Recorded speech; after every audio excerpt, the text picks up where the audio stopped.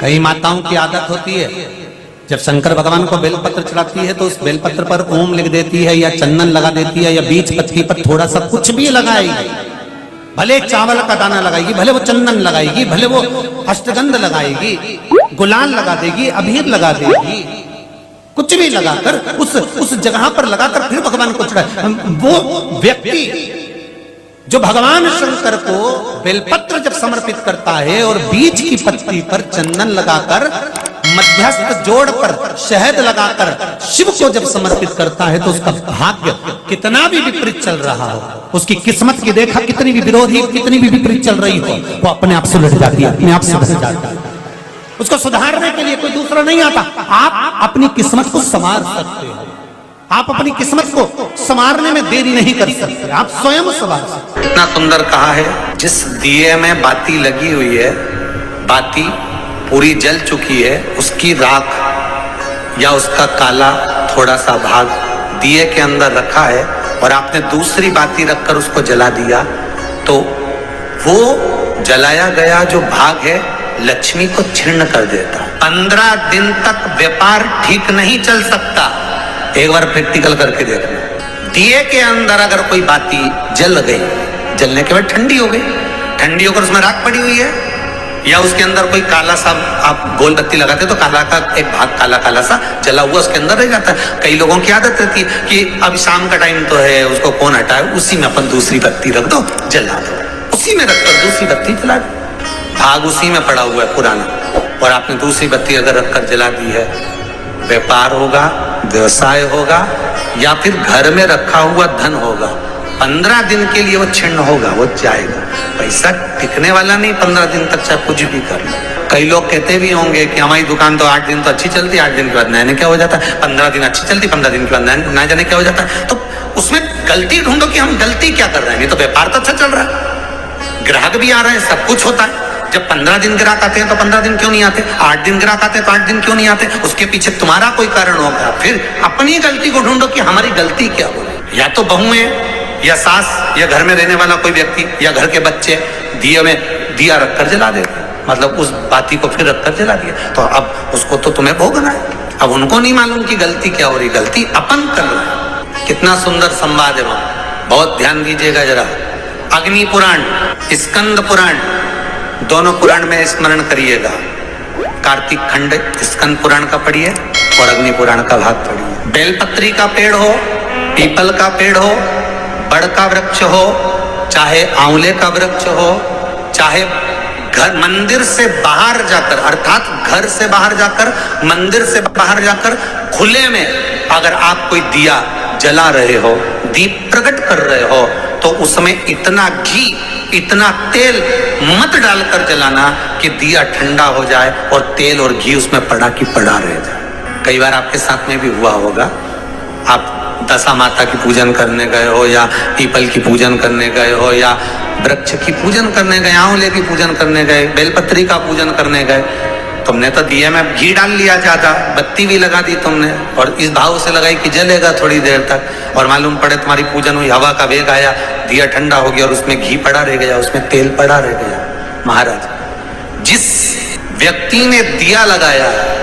जिस व्यक्ति ने दीप लगाया हुआ है और अगर वो कुंवारी अवस्था में है तो अकेला शरीर का कष्ट भोगता है, और अगर उसकी शादी हो गई होती है तो पति और पत्नी दोनों को शरीर का कष्ट भोगना पड़ता है। कहीं कमर दुखेगी, कहीं घुटना दुखेगा, कहीं पीठ दुखेगी, आंखों में जलन होगी, कहीं ये सिर का जो गले का भाग होगा, कान के पास का ये दुखना चालू हो जाएगा, ये पीछे का भाग दुखेगा। तो कई डॉक्टरों को दिखाओगे, इलाज देखो जरा क्या, सब हमें जांच कर लो, जांच में तो कुछ भी नहीं निकल रहा, दवाई भी खाते हैं, थोड़े दिन आराम लगता है, फिर वैसे हो जाता है। कारण निकालना है तो कारण ढूंढो कि हमारे पुराण क्या कर रहे हैं। कारण हमने खुद उत्पन्न करा है कि किसी वृक्ष की पूजन करी, उसमें तेल घी की मात्रा इतनी बढ़ा दी कि हम तो जब तक बैठे दिया जल रहा था, उठ के गए, हवा लगी, दिया ठंडा हो गया, और उसमें जितने समय तक वो घी और तेल पड़ा हुआ है, 15 मिनट, 10 मिनट, 25 मिनट, 50 मिनट, 1 दिन, 2 दिन, 4 दिन, तो वो बार बार पलट पलट कर वो स्वास्थ्य को खराब करेगा ही,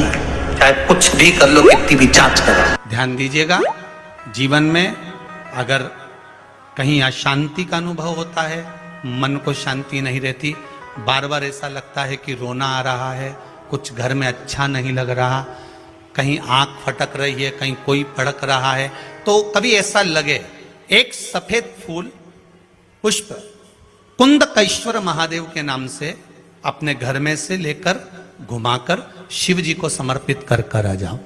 वापिस आओगे ना तो रुआसा सा मन होगा, ना मन में अशांति होगी। इतना पावर बाबा दे देंगे कुंदकेश्वर महादेव कि आपको खुद अनुभव हो जाएगा।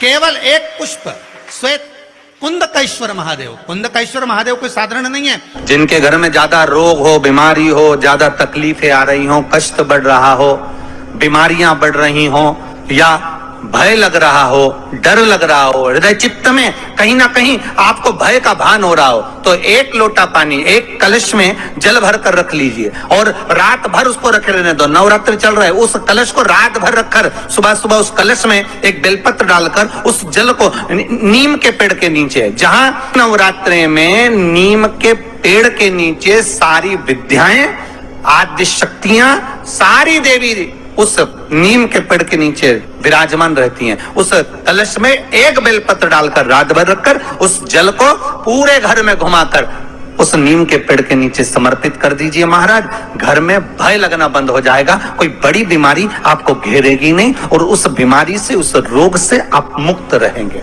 उस बीमारी से, उस रोग से आप मुक्त पाएंगे। शंकर भगवान पे चढ़ा हुआ जल जो बहकर जाता है उसको 3 जगह पर जरूर लगाना चाहिए। ध्यान से सुनिएगा। 9 ग्रह जो शरीर पर राहु, केतु, मंगल, बुध, शनि परेशान करते हैं, उसकी समाप्ति के लिए शिव पर चढ़ा हुआ जल नैनों पर, कंठ पर, मस्तिष्क पर, 3 जगह पर जिसके प्रतिदिन शिव पर चढ़ा हुआ जल लगता है उसको कभी 9 ग्रह परेशान नहीं कर सकते। शंकर की कृपा बरसती। शंकर भगवान पर के तांबे के लोटे से ही जल चढ़ाना चाहिए, स्टील के लोटे से नहीं।